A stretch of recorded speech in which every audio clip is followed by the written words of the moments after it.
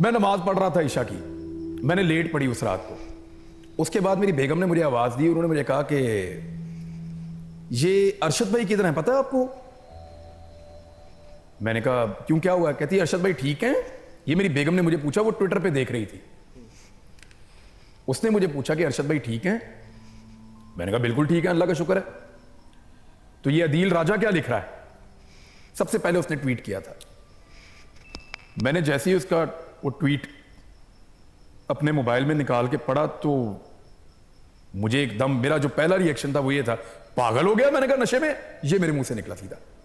उसके बाद फिर मैंने मेहर बुखारी का ट्वीट वहीं पे पढ़ा। मैंने फोन किया तो वो उनकी आवाज में रोने वाला अंदाज था। जिन लोगों ने उनके लिए ये जमीन तंग की, जिन्होंने उनके लिए यूएई की जमीन तंग की, जिन्होंने उनके लिए कीनिया में रहना महाल कर दिया, वहां पे भी वो चुप कर रहते थे। उनको पता था कि उनको मारा जा सकता है, वो बार बार कहते थे। वही लोग हैं इसके पीछे। मैंने कान से लगाया तो मुझे इमरान बेटा बात कर रहा है। वो मेरे से पूछ रही है फोन के ऊपर, मुझे बता पूरी बात। तो मैंने कहा माँ जी वो आपको पता है कोई अच्छी खबर नहीं आ बेटा, मैं इतनी मजबूत हूं कि मैं तुम्हारी पूरी बात सुन सकूं। किधर है? मैंने कहा माँ जी मैं घर हूं, लाहौर में आ रहा हूं, तू जल्दी घर आ जा जल्दी, और मुझे बता ये अरशद को वापस आने देंगे? इस जो माँ जी का ये जुमला था ना, मुझे बड़ी तकलीफ हुई इस बात से कि एक माँ ये सोच रही है कि मेरे बेटी के मैयत को वापस आने देंगे या नहीं आने देंगे। ये DGISI ने और DGISPR ने अरशद भाई का नमाज़े जनाजा होने का भी इंतजार नहीं किया। भाई आपको इतनी किस बात की जल्दी थी? आपने अगर इमरान खान के खिलाफ प्रेस कॉन्फ्रेंस करनी थी तो आप अरशद भाई के नमाज़े जनाजा के बाद कर लेते। हमारे सहाफियों ने अरशद भाई की लाश से खेलने की कोशिश की है, लेकिन जिनके कहने पर खेलने की कोशिश की है ना, वो बहुत ताकतवर लोग हैं। वो किसी के लिए भी जमीन तंग कर देते हैं। अब सारे के सारे तो ऐसे नहीं होते ना कि हालात का मुकाबला करें।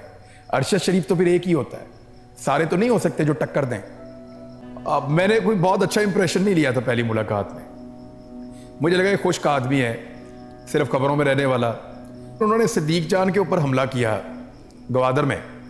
उस दिन मुझे बड़ी तकलीफ हुई और मैंने सिद्दीक जान का साथ दिया उसमें। मुझे लगा कि नहीं वो गलत हो गया।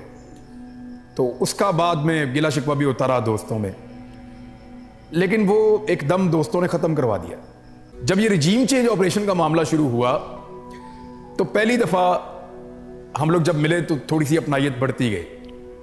हम उन आखिरी 7 लोगों में से जिनको वज़ीर आज़म हाउस में हम लोग आखिरी दिन उस रात को मौजूद थे। लेकिन एक वाक़या मुझे हमेशा वो याद रहेगा। मैंने इन्हें कहा ये सब आपस में बैठे हुए एक वादा कर लेते हैं। समी इब्राहिम से, डॉक्टर मोहित पीरजादा थे, सिद्दीक जान थे, अरशद भाई थे, मैं था। मैंने कहा एक वादा तो आपस में कर लें सारे लोग। हम में से कोई भी पकड़ा जाएगा ना तो बाकी सारे उतना ही शोर मचाएंगे जितना अपने लिए कोई मचाता है। यानी उसको ऐसे ही फील करेंगे जैसे मैं खुद पकड़ा गया हूं, तो ताकि जो पकड़ा गया है उसके लिए आवाज उठती रहे। इस पे सबने मुझे ओके किया। मैं इन सबका बड़ा मशकूर हूं कि इन्होंने वादा पूरा किया सबने। अरशद भाई उस पर ज्यादा बोले नहीं। जब मैं वहां से निकलने लगा ना तो मुझे यहां से बाजू से पकड़ा, यहां से अरशद भाई। पहली दफा मुझे लगा कि वो थोड़ा सख्ती से मेरे साथ बात किया जिंदगी में। उस सख्ती के साथ अपनायत भी थी। मुझे पकड़ा, कहते देख भाई मुझे पता है जो तेरे दिमाग में चल रहा है, तू बाज आ जा। हम सबसे अच्छे कपड़े पहनता था, पॉलिश वाले जूते पहनता था। कभी मैंने उसको उजड़ा पुजड़ा नहीं देखा। कभी मैंने उसको इस हालत में नहीं देखा कि आप कहें कि यार अरशद भाई आज तैयार होकर नहीं आए। हम सबसे नफीस आदमी जंगल में पड़ा हुआ था। क्यों? मैं वही कहूंगा जो मेरे दिल में आएगा, मैं वही कहूंगा जो मुझे ठीक लगता है। तुम मेरी जुबान को बंद नहीं कर सकते, तुम मेरी सोच को कैद नहीं कर सकते, तुम मेरे दिमाग पे कब्जा नहीं कर सकते, तुम मेरे ऊपर रूल नहीं कर सकते। मैं गुलाम नहीं हूं। जंगल में पड़ा रहूंगा, बेबस पड़ा रहूंगा, एक ही शर्ट के अंदर बार बार वीलॉग्स करूंगा, हार नहीं मानूंगा। वो आजाद गया था, वो आजाद वापस आया। उन्होंने बताया कि अरशद भाई ने टिकटॉक चलाना सीखा मेरी गिरफ्तारी के दौरान, पहली रात में, और उस पर वीडियो बनाना सीखा। उसी रात में वो लगे रहे सीखते रहे उसको, और फिर वो टिकटॉक पे वीडियोस बनाकर डालते थे मेरी। और जब भाभी ने पूछा कि ये आप क्या कर रहे हो, उसने कहा ये बड़ा जबरदस्त मीडियम है, यूथ के अंदर ज्यादा पैगाम जाता है इसका। यानी वो जो बहुत सारी वीडियोस वायरल चल रही हैं सोशल मीडिया पे, वो अरशद भाई ने बनाई हुई हैं रातों को जाग जाग के। फिर जब मई में हमारे ऊपर FIR होना शुरू हो गई, सबसे पहली जो FIR निकली वो अरशद भाई के ऊपर निकली, फिर साबिर भाई के ऊपर निकली। साबिर भाई बहुत समझदार थे, वो पहले ही पाकिस्तान से निकल गए। उनको आइडिया था, क्योंकि उन्होंने बहुत टाइम उन लोगों के साथ गुजारा हुआ था जिन लोगों ने अटैक किया था। तो साबिर भाई पहले निकल गए पाकिस्तान से। अरशद भाई डटे रहे। उन्होंने मुझे, अरशद भाई ने एक दिन कहा जून में, मुझे पता है तेरे दिमाग में क्या चल रहा है। फिर मुझे वो गले भी मिले उस दिन, जब हम एक दूसरे को छोड़ रहे थे तो मुझे गले मिले, और गले मिलते हुए मेरे कान में उन्होंने कहा कि देख ये मारेंगे।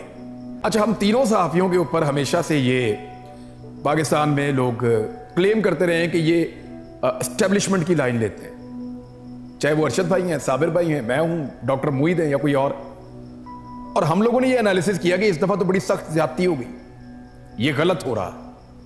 और उस गलत के खिलाफ जब हमने अपना ओपिनियन बनाना शुरू किया तो हमें एक जैसे हालात का सामना करना पड़ा। देखो, वो आदमी जीने का ढंग सिखाता था, उसने मरने का तरीका भी बताया लोगों को।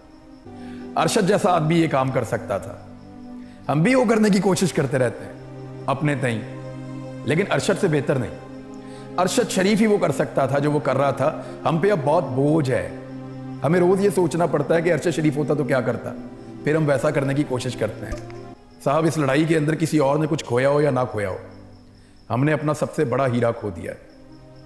हमने अपने सबसे ताकतवर आदमी को खोया, हमने अपने सबसे बेहतर आदमी को खोया। आप सब ने क्या खोया? इस रिजीम चेंज ऑपरेशन को करने वालों ने क्या खोया? किसी ने कुछ नहीं खोया। सबको उनकी चीजें वापस मिल जाएगी, हमें अरशद शरीफ वापस नहीं मिलेगा।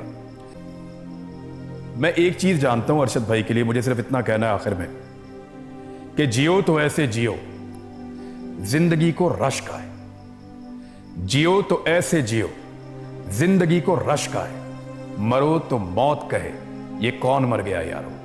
ऐसा था अरशद। इस तरह के बेटे चाहिए इस मुल्क को, डट जाने वाले, सामना करने वाले, हिम्मत करने वाले। क्या हो गया, इनके पास हथियार है, मारेंगे, खाल उधेड़ देंगे। खाल हाजिर है जनाब, लेकिन जबान नहीं हाजिर। खाल हाजिर है, जबान हाजिर नहीं है। जबान वही कहेगी जो हमें ठीक लगता है। खाल के ऊपर आप जैसे मर्जी निशान बनाए अपनी इंटरटेनमेंट के लिए, कोई बात नहीं।